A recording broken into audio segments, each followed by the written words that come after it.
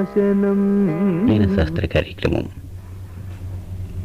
ఈనాటి కార్యక్రమంలో డాక్టర్ చాగంటి కృష్ణకుమారి గారు వెనాడియం కథ వివరిస్తున్నారు. స్కాండినేవియా వారి సౌందర్య దేవత వెనాడిస్ ఒకనాడు తన ఇంట్లో తలుపు గడియ పెట్టుకుని సింహాసనంపై సుఖాసీనురాలై విశ్రాంతి తీసుకుంటూ ఉండగా ఎవరో వచ్చి ఆమె తలుపు తట్టారు. మరోసారి తట్టనీలే, అప్పుడు లేచి వెళ్ళి తలుపు తీయవచ్చు అని అనుకుంటూ ఆమె మరోసారి తలుపు తట్టే శబ్దానికే ఎదురు చూస్తోంది. కానీ మళ్ళీ చడీ చప్పుడు లేదు. మరి కాసేపటికి ఎవరో వెనక్కి తిరిగి వెళ్ళిపోతున్న అడుగుల చప్పుడు వినిపించింది. ఎవరబ్బా వచ్చిన వ్యక్తి? ఆమె లేచి కిటికీలోంచి బయటకి కుతూహలంగా చూసింది. తల వంచుకుని వెళ్ళిపోతున్న ఆ వ్యక్తిని చూచి, ఓ, ఓడరు వచ్చి వెళ్ళిపోతున్నాడన్నమాట అని అనుకుంటూ ఒక నిట్టూర్పు విడిచింది. సౌందర్య దేవత కోసమై ఎంతో దూరము నడిచి ఆమె ఇంటి తలుపు దాకా వచ్చి కూడా ఓలర్ దేవతను పొందలేకపోయాడు. కనీసం బయటకు వెళ్ళిపోతూ వెనక్కి తిరిగి చూసినా కిటికీలోంచి తనవైపే చూస్తున్న దేవత కనిపించి ఉండేది. ఆమె అతనిని పిలిచేది. వెనక్కైనా తిరిగి మరోసారి చూడని ఓలర్ని ఆమె ఎందుకు పిలుస్తుంది? ఆత్మవిశ్వాసం కొరవడి బిడియపడిన ఓలర్కి తగిన శాస్త్ర జరిగింది. ఆమెను పొందే అర్హత అతను కోల్పోయాడు. మరికొద్ది రోజులలోనే దేవత ఇంటి తలుపును మళ్లీ ఎవరో తట్టారు. వారు ఎవరో కానీ ఒకసారే తట్టు ఊరుకోలేదు. ఒకసారి తట్టి కొంత విరామమిచ్చి తర్వాత మళ్లీ తట్టడమూ కాదు, ఆపకుండా అలా తట్టుతూనే ఉన్నారు. అందాల దేవత సింహాసనం మీద నుంచి లేచి నడిచి వెళ్లి తలుపు తీసింది. సెఫ్స్ట్రామ్ లోపలికి అడుగుపెట్టాడు. ఆత్మవిశ్వాసంతో ధైర్యంగా లోపలికి అడుగుడుతున్న అతనిని ఆమె చూసింది, గుర్తించింది, తన ప్రేమను పంచి ఇచ్చింది. వారిరువురి సమాగమము వలన పుట్టిన పాపకు వెనాడియం అని పేరు పెట్టారు. 1831 జనవరి 28వ తేదీన ప్రఖ్యాత జర్మన్ రసాయన శాస్త్రజ్ఞుడు వోలర్కి ఒక ఉత్తరం వచ్చింది. అందులో ఈ కథ ఉంది. అతనికి ఆ ఉత్తరాన్ని రాసిన వ్యక్తి కూడా రసాయన శాస్త్రజ్ఞుడే. అతను స్వీడన్ దేశస్థుడు, వోలర్కి గురువు, చాలా గొప్పవాడు. పేరు బెర్జీలియస్. సెఫ్స్ట్రామ్ కొంత వెనాడియం ఆక్సైడ్ను నా దగ్గరకు తీసుకుని వచ్చాడు. ఇద్దరం కలిసి చాలా కాలం నుండి దాని మీద పరిశోధనలు చేస్తున్నాం. ఇందులో చాలా మలినాలున్నాయి. మలినాలను గుర్తించటం, వాటిని వేరు చేయటం పనిలో మేము నిమగ్నమై ఉన్నాం. ఇంతలో సెఫ్స్ట్రామ్కి ఇంటికి వెళ్ళవలసిన పని తగిలింది. అతను వెళ్ళిపోయినా నేను ఈ ప్రయోగాలను కొనసాగిస్తూనే ఉన్నాను. పరిశోధన ఇంకా పూర్తి కాలేదు కనుక నాకింకా ఈ పదార్థం కావాలి. అంచేత నీకు ఈ శాంపుల్ని కొద్దిగానే పంపుతున్నాను. అయితే ఈ శాంపిల్కి ఓ కథ ఉంది. ఆ కథని కూడా ఈ ఉత్తరంలో జోడించి పంపుతున్నాను అని రాస్తూ ఉత్తరం చివరన, ఓ 10 కొత్త మూలకాలను ప్రకృతిలో లభించే వాటినే గుర్తించి కనుగొనడం కంటే కూడా యూరియాను తయారు చేసే పద్ధతిని రూపొందించడానికి ఎక్కువ మేధా సంపత్తి కావాలి సుమా అంటూ బెర్జీలియస్ తన శిష్యుడైన వోలర్ని ఓదార్చే ప్రయత్నం చేశాడు. అప్పటికే వోలర్ యూరియా సంశ్లేషణ పద్ధతిని రూపొందించి ప్రపంచవ్యాప్తంగా పేరు ప్రఖ్యాతలు గడించి ఉన్నాడు. బెర్జీలియస్ ఉత్తరానికి వోలర్ సమాధానం ఇలా ఉంది. ప్రియమైన ప్రొఫెసర్, నీ ఉత్తరానికి వేవేల కృతజ్ఞతలు. అందమైన కథను జోడించి పంపిన నీ ఉత్తరం నాకు అపరిమిత ఆనందాన్ని ఇచ్చింది. అయినా నిజం చెప్పాలంటే దానిని చదివాక నాకు కొంత విసుగు కలిగింది. అది నీ కథ వల్ల కాదు సుమా, దేవతను నేను పొందలేకపోయేనే అనే విసుగు, మరోసారి ఆమెను చూసే ప్రయత్నం చేయలేకపోతేనే అనే భావన వలన కలిగిన విసుగు. నీకు తెలియని విషయం మరొకటి ఉంది. లెడ్ ఖనిజంలో తలుపు గడియ వేసుకుని కూర్చున్న ఆ అందాల దేవతను నేను సమ్మోహనపరుచుకోగలిగినా ముందుగా ఆమెను పొందిన గౌరవం నాకు దక్కుతుందనుకున్నావా? ముమ్మాటికి దక్కదు. నాకంటే ముందు డెల్రియో లెడ్ ఖనిజాన్ని విశ్లేషించి చూశాడు. ఫలితానికి బాగా చేరువుగా వచ్చాడు. ఏది ఏమైనప్పటికీ వెనాడియంని కనుగొన్న గౌరవాన్ని మేము ఇరువురము కూడా సెఫ్స్ట్రామ్తో కలిసి పంచుకోలేము. ఆ గౌరవము సెఫ్స్ట్రామ్ ఒక్కడికే దక్కుతుంది. అలా సాగింది అతని సమాధానం. డెల్రియో మెక్సికో నగరానికి చెందిన ఖనిజ శాస్త్ర ప్రొఫెసరు. ఇతను మంచి ఖనిజ విశ్లేషకుడు. ఖనిజాలన్నా ఖనిజ విశ్లేషణ అన్నా చెవి కోసుకునేవాడు. 1801లో మెక్సికోకి దగ్గరున్న సిమాపన్ గ్రామంలో దొరికిన లెడ్ ఖనిజ నిక్షేపాల నుండి ఒక శాంపిల్ని డెల్రియోకి ఎవరో తెచ్చి ఇచ్చారు. దానిని ఆయన చాలా దీక్షగా విశ్లేషించి చూశాడు. ఆ ఖనిజంలో యురేనియంని క్రోమియంని పోలిన మరి ఒక కొత్త లోహ పదార్థం ఉందని భావించాడు. ఆ తరువాత అతను ఆ లోహం యొక్క వివిధ సంయోగ పదార్థాలను కూడా పొందగలిగాడు. అవన్నీ రకరకాల రంగుల్లో ఉన్నాయి కనుక అతను ఆ లోహానికి పెన్క్రోమియం అని పేరు పెట్టాడు. ఈ గ్రీకు పదానికి ఆమ్నీ కలర్డ్, సర్వరంగులు కళ అనే అర్థం వస్తుంది. ఈ లోహ లవణాలు చాలా మటుకి వేడి చేయగానే ఎర్రగా మారిపోతున్నాయి కనుక అతను ఆ పేరును ఆ తరువాత ఎరిత్రోనియంగా మార్చాడు. మెక్సికోకి చెందిన ఈ ఖనిజ శాస్త్రజ్ఞుణ్ణి యూరప్లోని రసాయన శాస్త్రజ్ఞులు అంత బాగా ఎరుగరు. అతని విశ్లేషణ మీద వారికి నమ్మకం కుదరలేదు. వారు వారి వారి సంశయాలను వ్యక్తంపరిచారు. డెల్రియోకి కూడా తన ఫలితాలపై నమ్మకం పోయింది. అంచేత తాను సరికొత్త లోహమని భావించినది కొత్తదేమీ కాదని, అది క్రోమియమేనని అనుకున్నాడు. సిమాపన్ లడ్ ఖనిజంలో దొరికిన క్రోమియం అంటూ తన పరిశోధనా వ్యాసాన్ని యూరప్కి పంపాడు. ప్యారిస్లో కోలెట్ ఈ ఖనిజాన్నే మరోసారి విశ్లేషించి చూసి అది క్రోమియమేనని నిర్ధారించాడు. కానీ వీరిరువురూ కూడా తప్పు నిర్ధారణలే చేశారు. నిజానికి డెల్రియో వేరు చేయగలిగినది సరికొత్త లోహమే. అది క్రోమియం కానే కాదు, అది వెనాడియం లోహమే. కానీ వెనాడియంని కనుగొన్న కీర్తి అతనికి దక్కలేదు. ఫలితాలను సరిగ్గా వివరించలేకపోవడము, తన ఫలితాలపై తనకే విశ్వాసం లేకపోవటము ఇందుకు కారణాలుగా మనం చెప్పుకోవాలి. అవి స్వీడన్లో లోహశాస్త్రం అప్పుడప్పుడే అభివృద్ధి చెందుతున్న రోజులు. దేశంలో పలు చోట్ల లోహ కర్మాగారాలు నెలకొంటున్నాయి. కొన్ని ఇనుప ఖనిజ నిక్షేపాల నుండి ప్రగలనము చేయగా లభించిన ఇనుము పెలుసుగా ఉంటే, మరికొన్ని ఇనుప ఖనిజ నిక్షేపాల నుండి లభించే ఇనుము మెత్తగా ఉండేది.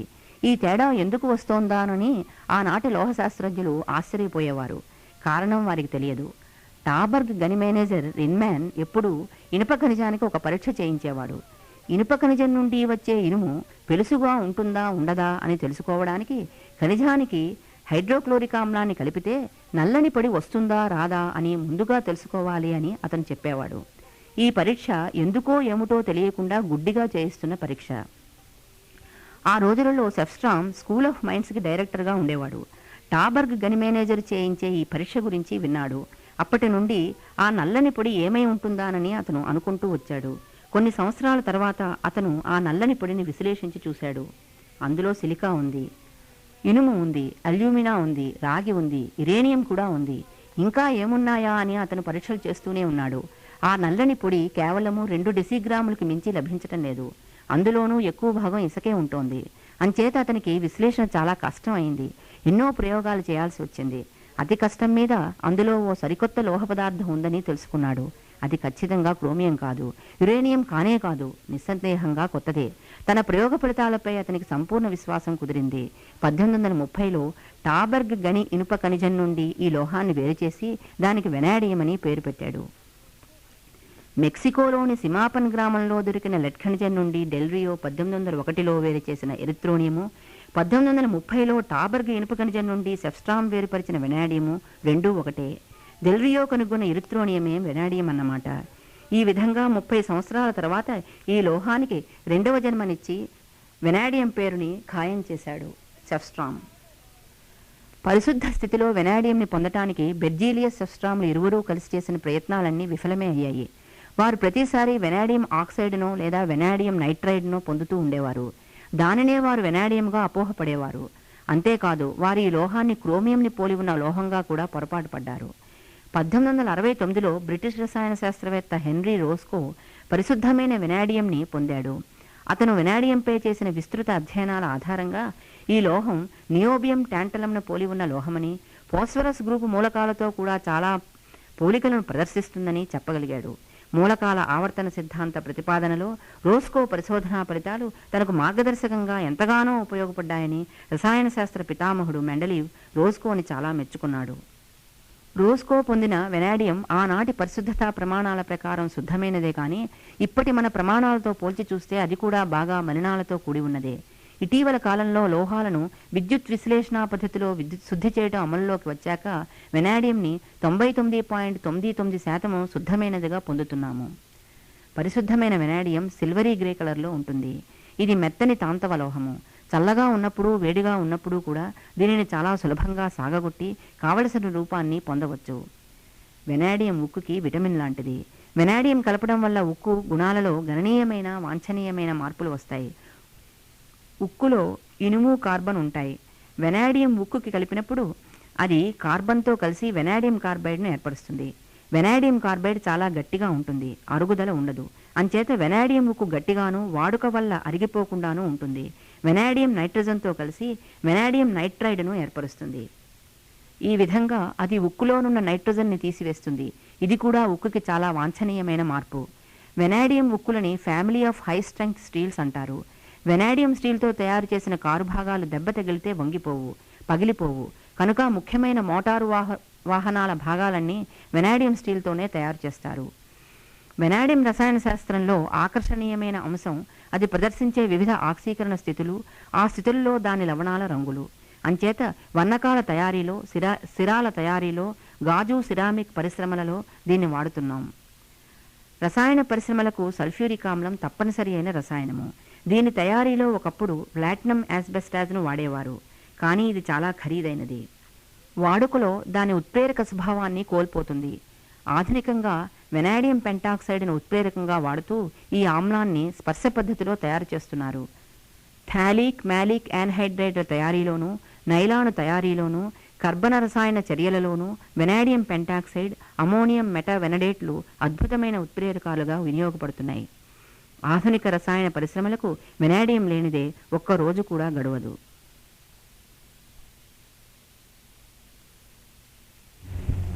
మీరింతవరకు డాక్టర్ చాగంటి కృష్ణకుమార్ గారు చెప్పిన వెనాడియం కథ విన్నారు. ఇంద్రధనస్సు ఈనాటి విజ్ఞాన శాస్త్ర కార్యక్రమం ఇంతటితో సమాప్తం. ఆకాశవాణి కొత్తగూడెం కేంద్రం ఇంద్రధనస్సు ఈనాటి విజ్ఞాన శాస్త్ర కార్యక్రమంలో కాంతి విభిన్న స్వరూపాలు ఈ అంశం గురించి శ్రీమతి చాగంటి కృష్ణకుమారి ప్రసంగం వింటారు. రాత్రి ఉన్నట్టుండి లైట్లు ఆరిపోయాయి. అంతా చీకటి, చిమ్మ చీకటి. రెండు కళ్ళు ఆరోగ్యంగానే ఉన్నప్పటికీ ఆ చీకట్లో కనులు పొడుచుకు చూసినా ఏమీ కనిపించటం లేదు. అగ్గిపుల్ల గీయాలి, కొవ్వొత్తి వెలిగించాలి, ప్రమిదను తెచ్చి నూనె పోసి వత్తి వేసి వెలిగించాలి. టార్చ్ లైట్ అందుబాటులో ఉంటే ఆన్ చేయాలి. లేదు, చీకట్లోనే కరెంటు వచ్చేదాకా కూర్చోవాలి. మినుగురు ఒకటి గదిలోకి ప్రవేశించి ఎగురుతోంది. ఎగురుతున్న ఆ రవ్వంత వెలుగు ఒకరి ముఖం ఒకరి కనిపించడానికి చాలటం లేదు. ఓ పెద్ద గాజు సీసాలో సగానికి మినుగులను పట్టి మూత పెట్టి గదిలో టేబుల్ పైన పెట్టుకుంటేనో దేన్ని చూడాలన్నా కనులు కావాలి, కాంతి కావాలి. సూర్యుని నుండి, చంద్రుని నుండి, నక్షత్రాల నుండి, విద్యుత్ దీపాల నుండి, బాణాసంచా ప్రదర్శనల నుండి, కొవ్వొత్తుల నుండి, మినుగురుల నుండి దూసుకు వస్తున్న చిత్రాతిచిత్రమైన ఈ వెలుగు ఏమిటి? ఏముంది ఈ వెలుగులో? ఆకాశంలో రంగులు మారిపోతూ ఉంటాయి. ఎన్ని రంగులు! ఈ ప్రకృతిలో ఎన్నెన్ని రంగులు! ఏమిటి రంగులు? ఎక్కడి నుంచి వస్తోంది రంగు? ఆకాశంలో విరిసిన హరివిల్లిని చూసినా, గాలిలో ఎగురుతున్న సబ్బునీటి బుడగలలో నాట్య ప్రదర్శనలిస్తున్న రంగులను చూసినా పిల్లలే అన్నమాట ఏమిటి, పెద్దలకి ఉల్లాసమే. అమావాస్య నాడు ఓ చక్కని విద్యుత్ దీపాలంకృత కట్టడం పక్కనే ఉన్న స్నానవాటికలో తలక్రిందులవుతుంది. ఓ పున్నమి రాత్రిలో నిశ్చలంగా ఉన్న నెలబావి నీటిలోకి తొంగి చూస్తే ఆకాశంలో ఉన్నంత స్పష్టంగానూ నీటిలో కూడా చంద్రుడు కనిపిస్తాడు. గురి చూసి ఓ చిన్న గులకరాయి విసిరితే వంకర్లు పోతాడు.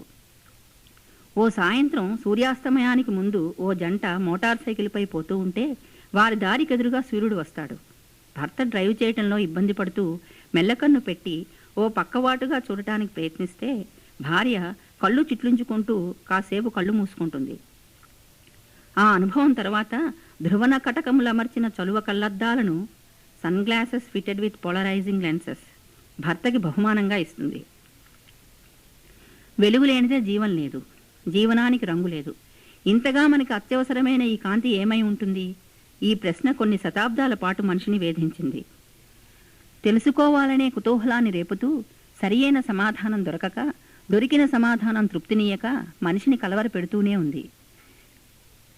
కాంతి అంటే ఏమిటో తెలుసుకోవాలనే ప్రయత్నంలో శాస్త్రజ్ఞులు కాంతి ప్రవర్తనను అధ్యయనం చేయటం మొదలుపెట్టారు. 17వ శతాబ్దం నడిమినాటికి కాంతికి సంబంధించిన కొన్ని ప్రయోగ ఫలితాలను సేకరించారు. కొన్ని సూత్రాలకు లోబడి కాంతి ప్రవర్తిస్తుందని తెలుసుకున్నారు. ఆ కాలంలో కాంతి స్వభావం గురించి 2 సిద్ధాంతాలు ఒకేసారి ప్రచారంలోకి వచ్చాయి. కాంతి జనక వస్తువు నుండి కోట్ల కొలది సూక్ష్మాతి సూక్ష్మ కణాలు వెలువడి కంటిపైన పడి మన దృష్టిని ప్రేరేపిస్తాయి అన్నాడు న్యూటన్. కాంతి జనక వస్తువు నుండి వెలువడిన శక్తి ఈథరనే విశ్వవ్యాప్తమైన యానకంలో గోళాకార తరంగాలను సృజిస్తుంది. ఈ తరంగాలు మన కంటిని చేరినప్పుడు ఆ వస్తువును చూస్తున్న జ్ఞానం మనకి కలుగుతుంది అన్నాడు హైగెన్స్. న్యూటన్ కాంతి కణ సిద్ధాంతము పరావర్తనాన్ని రిఫ్లెక్షన్, వక్రీభవనాన్ని రిఫ్రాక్షన్ వివరించింది. కానీ పరావర్తనము వక్రీభవనము ఒకేసారి జరగటాన్ని వివరించలేకపోయింది. హైగెన్స్ న్యూటన్కి సమకాలీనుడే. ఇతను తన తరంగ సిద్ధాంతం ఆధారంగా పరావర్తన వక్రీభవనాలు ఏకకాలమందే జరగటాన్ని విశదీకరించగలిగాడు. సబ్బునీటి బుడగలలో కనిపించే రంగులను చూచి ప్రేరితుడై న్యూటన్ ఆ విషయమపై ప్రయోగాలు చేశాడు. అతనికి తన ప్రయోగంలో రంగురంగుల ఏకకేంద్ర వలయ శ్రేణి కనిపించింది. ప్రయోగంలో ఏకవర్ణ కాంతిని ఉపయోగిస్తే కాంతివంతమైనవి, కాంతిహీనమైనవి అయిన వలయాలు ఏకాంతరంగా కనిపించాయి. ఒక విధమైన ఆవర్తిత ధర్మము కాంతికి ఉండవచ్చుననే సత్యాన్ని ఈ వలయాలు సూచిస్తున్నాయి అని న్యూటన్ అనుకున్నాడు. కానీ అతనికి తన కణ సిద్ధాంతంపై గాఢ నమ్మకం ఉంది. కణ సిద్ధాంతాన్ని వదులుకోవటానికి ఇష్టపడిన న్యూటన్ తాను పరిశీలించిన న్యూటన్ వలయాలను వివరించటానికి కాంతి కణాలు కంపిస్తూ ఉంటాయని, లేదా వాటి చలనాన్ని యానకంలోని తరంగాలు అదుపులో ఉంచుతాయని ఒక క్రొత్త ప్రతిపాదన చేశాడు. 17వ శతాబ్దంలోనే బార్తోలినస్ స్ఫటికాలలో చేసిన ప్రయోగాల ఫలితంగా ద్వివక్రీభవనాన్ని కనుక్కున్నాడు. కాంతికి ఏకపార్శ్వత ఉంటుందని వ్యాఖ్యానిస్తూ న్యూటన్ తన కణ సిద్ధాంతం ఆధారంతో ద్వివక్రీభవనాన్ని వివరించాడు. ఏకపార్శ్వతనే ప్రస్తుతం ధ్రువణం అంటున్నాం. ఏకపార్శ్వత లక్షణాన్ని హైగెన్స్ తరంగ సిద్ధాంతం ప్రకారం వివరించడం సాధ్యపడదు. తరంగ సిద్ధాంతాన్ని త్రోసిపుచ్చడానికి, తన కణ సిద్ధాంతాన్ని సమర్థించుకోవటానికి న్యూటన్ ద్వివక్రీభవనాన్ని చక్కగా వాడుకున్నాడు. కాంతి కణము అనే భావనను వదులుకోవటానికి ఇష్టపడకపోయినా కాంతికి తరంగ స్వభావం కూడా ఉండవచ్చుననే శంక న్యూటన్కి ఉంది. తానే పరిశీలించిన న్యూటన్ వలయాలకు సరియైన వివరణ లభించలేదు కదా. కానీ న్యూటన్ అనుయాయులకు, శిష్యులకు కణ సిద్ధాంతంపై ఏమాత్రం సందేహం లేదు. వారికి న్యూటన్పై గల విశ్వాసం, గౌరవం అటువంటివి. ఆ రోజులలో న్యూటన్కి గల ప్రతిభ, ప్రఖ్యాతి తరంగ సిద్ధాంతాన్ని నెగ్గనీయలేదు. కణ సిద్ధాంతమే ఆధిక్యతలో ఉండేది. కౌతుకాత్మకమైన న్యూటన్ వలయాలు శాస్త్రజ్ఞులందరి దృష్టిని ఆకర్షించడమే కాక అవి వారికి ఒక చిక్కు ప్రశ్నలా తయారయ్యాయి. న్యూటన్ చనిపోయిన 75 సంవత్సరాల వరకు కూడా న్యూటన్ వలయాలకు సరియైన వివరణ లభించలేదు. పలుచని పొరలలో కనిపించే రంగులను అధ్యయనం చేస్తూ యంగ్ తన తరంగ సిద్ధాంతాన్ని పునరుద్ధరించాడు. వ్యతికరణం, జోక్యం లేదా ఇంటర్ఫిరెన్స్ అనే కాంతి ధర్మాన్ని ప్రతిపాదించి ఆ రంగులను వివరించాడు. న్యూటన్ వలయాలకు ఆమోదయోగ్యమైన వివరణను ఇచ్చాడు. దాంతో తరంగవాదం మళ్లీ వెలుగులోకి వచ్చింది. తరంగవాదాన్ని వైజ్ఞానిక లోకమంతా ఏకగ్రీవంగా ఆమోదించకపోయినప్పటికీ కణ సిద్ధాంత ప్రభావం సన్నగిల్లనారంభించింది. ఈ విధంగా 17వ శతాబ్దం నుండి 19వ శతాబ్దం వరకు శాస్త్రజ్ఞుల మధ్య కాంతి విషయంలో వాదోపవాదాలు జరుగుతూనే ఉండేవి. న్యూటన్ వర్గీయులని, హైగెన్స్ వర్గీయులని శాస్త్రజ్ఞులు రెండుగా చీలిపోయారు. కాంతి కణరూపమని న్యూటన్ వర్గం వారు, కాదు తరంగ రూపమని హైగెన్స్ వర్గీయులు, కాదుగాక కాదు కణాలే అంటూ మొదటివారు, మేము అంగీకరించం తరంగాలే అని రెండో వర్గం వారు ఎవరి ఆధారాలు వారు చూపుతూ వాగ్యుద్ధాలు చేస్తూ ఉండగా 19వ శతాబ్దంలో తరంగవాదం బలాన్ని పుంజుకుంది. న్యూటన్ కాలంలోనే గ్రిమాల్డి నీడలపై ప్రయోగాలు చేశాడు. నీడల అంచులు పదునుగా ఉండవు, కొసల దగ్గర పొగలేచిపోతున్నట్టుగా ఉంటాయి. కొసల దగ్గర కాంతి క్రమేణా జాలువాడుతున్నట్టుంటుంది. ఛాయను సూక్ష్మదర్శినితో జాగ్రత్తగా పరిశీలిస్తే అది పూర్తిగా అంధకారంగా ఉండకుండా అంచు దగ్గర 2-3 వర్ణపట్టికలు కనిపిస్తాయి. కాంతి యొక్క ఈ ధర్మాన్ని గ్రిమాల్డి వివర్తనం, డైఫ్రాక్షన్ అన్నాడు. ఫ్రెనెల్ నీడల కొసల దగ్గర కనిపించే వర్ణపట్టికలను వ్యతికరణం, జోక్యం, ఇంటర్ఫిరెన్స్ ప్రాతిపదికగా సమర్థించి వైజ్ఞానిక లోక ఆమోదాన్ని పొందాడు. దాంతో తరంగ సిద్ధాంతానికి మరింత బలం చేకూరింది. ఇంతదాకా శాస్త్రజ్ఞులంతా కాంతి తరంగాలను అణుదైర్ఘ్య తరంగాలను అనుకుంటూ వచ్చారు. 1808లో మాలూస్ మామూలు దర్పణాల మీద పరావర్తన చెందిన కాంతి కిరణాలు కూడా కొన్ని పరిస్థితుల్లో ధ్రువణం చెందుతాయని కనుక్కున్నాడు. అప్పటి నుండి యంగ్, ఫ్రెనెల్ ఇద్దరూ ధ్రువణంపై విస్తృత పరిశోధనలు చేసి కాంతి తరంగాలు తిరియక్ తరంగాలై ఉండాలని నిర్ధారణకు వచ్చారు. ధ్రువణాన్ని వివరించటంలో కాంతి తిరియక్ తరంగాలుగా ప్రసరిస్తుందనే సిద్ధాంతం విజయం పొందింది. తరంగ సిద్ధాంత పునాదులు ఇంకా గట్టిపడనారంభించాయి. 1950లో ఫోకాల్ట్ కాంతి వేగాన్ని ప్రయోగపూర్వకంగా నిర్ణయించడం కూడా అప్పటి రోజులలో తరంగ సిద్ధాంతాన్ని శాస్త్రజ్ఞులు ఆమోదించడానికి కొంత కారణమైంది. న్యూటన్ కణ సిద్ధాంతం తెరమరుగైంది. ఇంతవరకు అందరూ కాంతి స్వభావాన్ని వర్ణిస్తూ దాని ప్రవర్తనా రీతులను వివరించ ప్రయత్నించారే తప్ప అసలు కాంతి అంటే ఏమిటి అనే ప్రశ్నకు సమాధానం రాబట్టలేదు. అదీకాక తరంగవాదంలో కూడా ఒక అవరోధం ఉంది. అపరిమితమైన స్థితిస్థాపకత, ఊహించడానికి వీలు కానంత సాంద్రత ఈథర్ యానకానికి ఉన్నాయని, అది విశ్వమంతా వ్యాపించి ఉందని హైగెన్స్ కల్పించాడు. ఈథరికి అతను ఆపాదించిన ఈ ధర్మాలు చాలా చిత్రమైనవి, పరస్పర విరుద్ధమైనవి. అతని ఈ ఊహకు ఆధారం లేదు. మ్యాక్స్వెల్ ఈ అవరోధాన్ని అధిగమించాడు. ఈ ఆంగ్ల శాస్త్రజ్ఞుడు తన ప్రతిపాదనకు ఆర్స్టెడ్, ఫారడేల విద్యుత్ శాస్త్ర పరిశోధనలను ఆధారంగా చేసుకున్నాడు. గణిత శాస్త్రరీత్యా 4 సమీకరణాలను ఉత్పాదించాడు. ఊహించడానికి కూడా వీలుకాని పద్ధతిలో దృశ్యశాస్త్రాన్ని విద్యుదయస్కాంత క్షేత్రాలతో ముడిపెట్టి కాంతి తరంగాలు విద్యుదయస్కాంత తరంగాలని, అవి కాంతి వేగంతో ప్రసరిస్తాయని నిరూపించాడు. ఈయన సిద్ధాంతం ప్రకారం కాంతి తరంగాలు తిరియక్ తరంగాలే. ఈథరయానకానికి స్థానభ్రంశ ప్రవాహం ఏర్పడడానికి అవసరమైన పారావిద్యుతికంగానే మ్యాక్స్వెల్ భావించాడు. అందుచేత హైగెన్స్ ఆపాదించిన విచిత్ర ధర్మాల వల్ల ఉత్పన్నమైన సమస్యలన్నీ తీరిపోయాయి. మ్యాక్స్వెల్ సిద్ధాంతం అందరికీ అంగీకారయోగ్యమైంది. ఇక కాంతి రూపంలోనే కాక ఇతర రూపాలలో కూడా విద్యుదయస్కాంత తరంగాలను ప్రయోగశాలలో సృజించడం సాధ్యపడాలి. 1887లో హెడ్స్ ప్రయోగశాలలో విద్యుదయస్కాంత తరంగ ప్రసారాన్ని సృజించి మ్యాక్స్వెల్ ప్రతిపాదనను రుజువు చేశాడు. రేడియో తరంగాలు మొదలుకొని పరారుణ తరంగాలు, దృగ్గోచర కాంతి కిరణాలు, ఎక్స్ కిరణాలు, గామా కిరణాలు ఇవన్నీ కూడా ఒకే కుటుంబానికి చెందిన విద్యుదయస్కాంత తరంగాలేనని రుజువైంది. విద్యుదయస్కాంత వర్ణపటంలో కాంతి ఒక స్వల్పమైన భాగము. తెల్లని కాంతికి తెల్లని కాంతిలో మిశ్రితమై ఉన్న రంగులను మాత్రమే చూసే సున్నిత శక్తి మానవ నేత్రాలకు ఉంది. కనుక అవే కనిపిస్తాయి. మిగిలిన విద్యుదయస్కాంత తరంగాలు మన కంటికి కనిపించవు. అయితే పరారుణ తరంగాలను స్పర్శతో గుర్తించగలుగుతాము. పరారుణ వికిరణాన్ని ఉష్ణ వికిరణం అని కూడా అంటారు. సూర్యుడి నుండి వెలుగుతో పాటు వేడి కూడా వస్తుంది. సూర్యగ్రహణ సమయంలో వెలుతురుతో పాటు వేడి కూడా ఆగిపోతుంది. ఒక వస్తువుని వేడి చేస్తే దాని నుండి ఉష్ణం వెలువడుతుంది, కాంతి వెలువడుతుంది. పదార్థాలని వేడి చేస్తే ఉద్గారమయ్యే వికిరణాన్ని ఉష్ణ వికిరణం అంటారు. పదార్థాన్ని వేడి చేస్తున్న కొద్దీ అది ఎక్కువ ప్రకాశవంతం అవుతూ ఉంటుంది. ఉద్గారమయ్యే వికిరణపు రంగు కూడా మారుతుంది. ఒక అనుభవజ్ఞుడైన ఉక్కు పనివాడు వేడిగా ఉన్న ఉక్కు ఉద్గారం చేసే వికిరణం రంగును బట్టి దాని ఉష్ణోగ్రతను సరిగ్గానే చెప్పగలుగుతాడు. క్రిమ్సన్ కలర్లో ఉంటే ఉష్ణోగ్రత 500 డిగ్రీల సెంటీగ్రేడ్ అంటాడు. పసుపు ఉంటే 800 డిగ్రీల సెంటీగ్రేడ్ ఉంటుంది అంటాడు. తెల్లని కాంతి వెలువరిస్తున్న సమయం వచ్చేసరికి ఉష్ణోగ్రత 1000 డిగ్రీల సెంటీగ్రేడ్ అని చెబుతాడు. వస్తువు ఉష్ణోగ్రతకి అది ఉద్గారం చేసే వికిరణ తరంగ దైర్ఘ్యానికి అంటే రంగుకి గల సంబంధాన్ని అధ్యయనం చేయటానికి శాస్త్రజ్ఞులు పూనుకున్నారు. ఈ విషయంలో స్టీఫాన్ వీన్ ప్రతిపాదించిన 2 సూత్రాలు విడివిడిగా నిజమని రుజువయ్యాయి. ఆ రెంటినీ కలిపి ఒకే సూత్రంగా ర్యాలీ జీన్స్ ప్రతిపాదించారు. వేడి వస్తువు యొక్క వికిరణ తీక్షణత ఆ వస్తువు పరమ ఉష్ణోగ్రతకు అనులోమానుపాతంలోనూ తరంగ దైర్ఘ్యం 4వ ఘాతానికి విలోమానంగానూ ఉంటుందని వీరు సూత్రీకరించారు.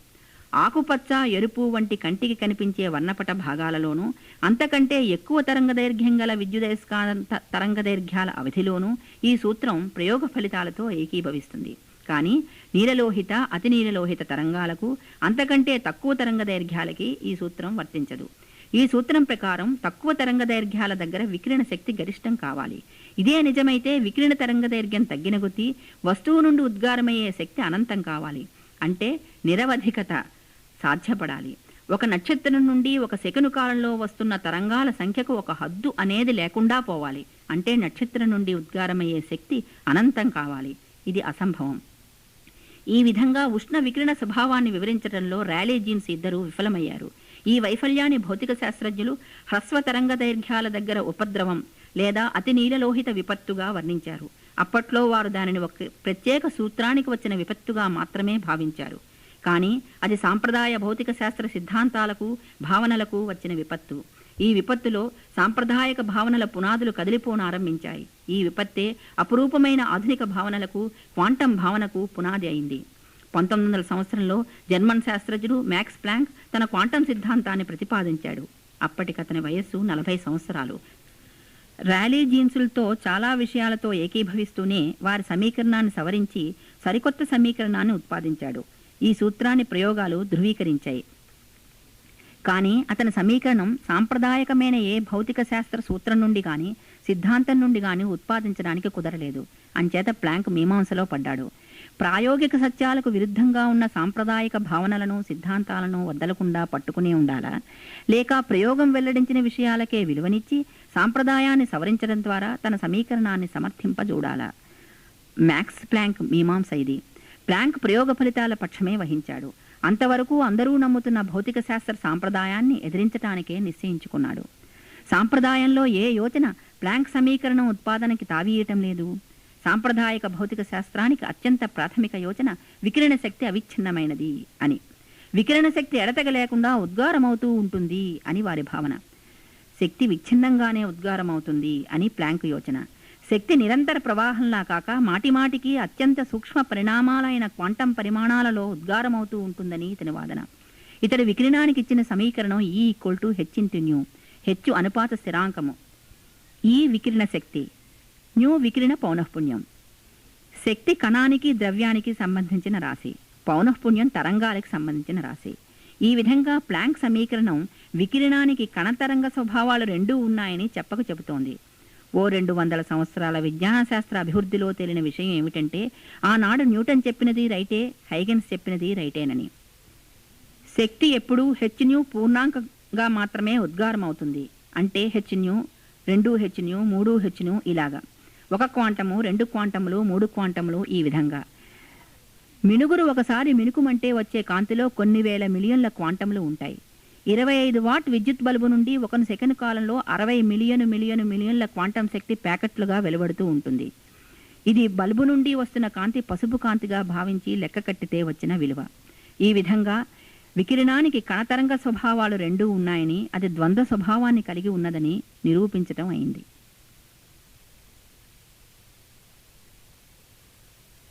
మీరింతవరకు కాంతి విభిన్న స్వరూపాల గురించి శ్రీమతి చాగంటి కృష్ణకుమారి గారి ప్రసంగం విన్నారు. ఈనాటి ఇంద్రధనస్సు విజ్ఞాన శాస్త్ర కార్యక్రమం ఇందులతో సమాప్తం.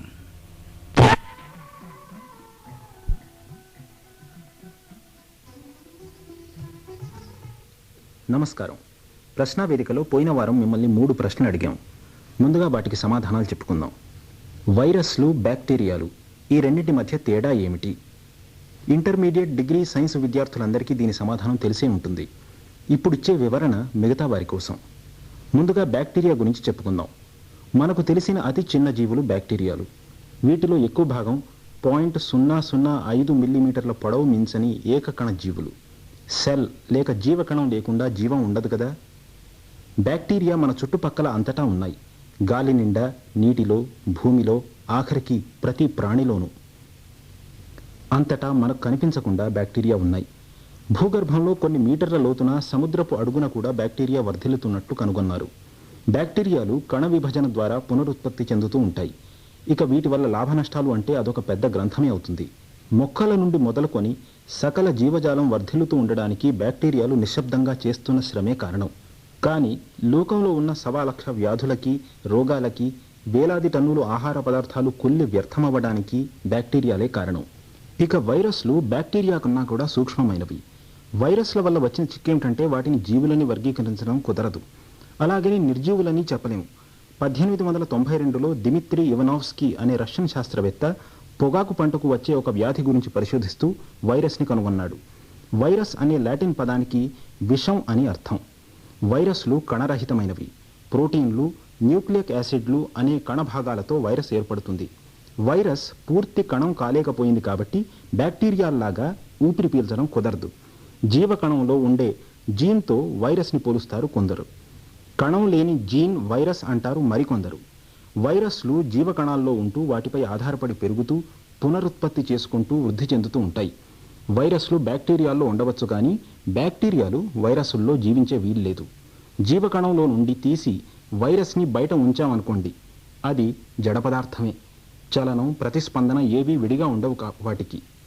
బ్యాక్టీరియాల వల్ల ఉన్నట్టుగా వైరస్ల వల్ల లోకానికి పెద్దగా ప్రయోజనం ఏమీ లేదు. మనుషుల్లో, జంతువుల్లో, మొక్కల్లో ఈ పరాన్న భుక్కులైన వైరస్ల వల్ల కలిగే రోగాలకి, నష్టాలకి అంతులేదు. మిమ్మల్ని అడిగిన రెండవ ప్రశ్న, మానవ శరీరంలో అన్నింటికన్నా బరువైన అంగం లేక అవయవం ఏది అని. దీనికి సమాధానం మనిషి చర్మం. ఈ సమాధానం కొద్దిగా ఆశ్చర్యం కలిగించినా తెలుసుకోవాల్సిన విషయం ఏమిటంటే, వైద్య శాస్త్ర రీత్యా చర్మం కూడా ఒక అంగమే. సాధారణ మానవుని చర్మం బరువు 2.7 కిలోగ్రాములు ఉంటుంది. శరీరాన్ని అన్ని రకాల బాహ్య జీవుల నుండి రక్షించే మొదటి రక్షక కవచం చర్మం. స్పర్శ జ్ఞానం కలిగించడం, కొన్ని రకాల వ్యర్థ పదార్థాలను విసర్జించడం ఈ అంగం నిర్వహించే మరికొన్ని విధులు. ఇది కాకుండా శరీర ఉష్ణోగ్రతను నియంత్రించడం కూడా చర్మం నిర్వహించే మరో పని.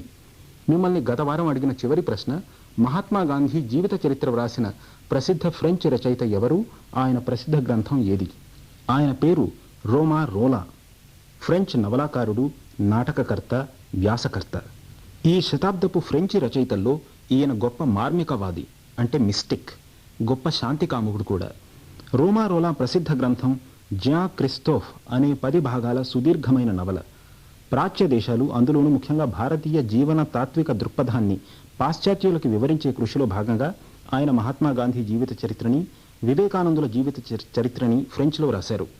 ఇక వచ్చే వారం కోసం ప్రశ్నలు. మొదటి ప్రశ్న, ఈ వ్యక్తి మాట్లాడుతూ ఉంటే బుద్ధుని ప్రవచనాన్ని వింటున్నట్టుగా ఉంది అని ప్రఖ్యాత ఆంగ్ల రచయిత ఆల్డస్ హక్స్లీ ఎవరి గురించి వ్యాఖ్యానించారు? రెండవ ప్రశ్న, శైలేంద్ర రాజవంశం ఈ వంశం వారు ఏ కాలంలో, ఏ ప్రాంతంలో పాలించారు? చివరి ప్రశ్న, మన దేశంలో నమోదైన అత్యధిక ఉష్ణోగ్రత ఎంత? ప్రశ్నలు మళ్ళీ. ఈ వ్యక్తి మాట్లాడుతూ ఉంటే బుద్ధుని ప్రవచనాన్ని వింటున్నట్టుగా ఉంది అని ప్రఖ్యాత ఆంగ్ల రచయిత ఆల్డస్ హక్స్లీ ఎవరి గురించి అన్నారు? శైలేంద్ర రాజవంశం ఈ వంశం వారు ఏ కాలంలో, ఏ ప్రాంతంలో పాలించారు? మన దేశంలో నమోదైన అత్యధిక ఉష్ణోగ్రత ఎంత? మనం